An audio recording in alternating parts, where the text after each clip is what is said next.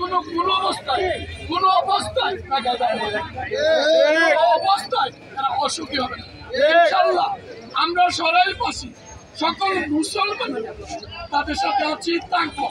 ভবিষ্যতে আরো সুন্দরভাবে যেন বসবাস করতে পারে আমরা থাকবো। বিশেষ করে আমরা যারা আছি, আপনাদের কোনো সমস্যা হলে আমাদেরকে বলবেন, আমরা আপনাদের পাশে আছি, থাকবো। সকলকে ধন্যবাদ দিয়ে আমি আমার বক্তব্য শেষ করছি এবং আজকের সবার সমাপ্তি করলাম। কিছু বলবেন? হিন্দু মুসলিম ভাই ভাই সবাই মিলে থাকতে চাই, মিলে মিশে থাকতে চাই। আমাদের মাঝে বিবাদ নাই। দেশ মুসলিম ভাই ভাই ভারতের আগ্রাসন মানি না, মানবো না।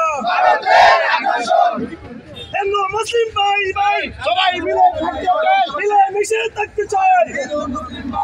প্রিয় এলাকাবাসী, আমরা কালীগঞ্জ শহরের কথা ব্রাহ্মণবাড়িয়া আমাদের মধ্যে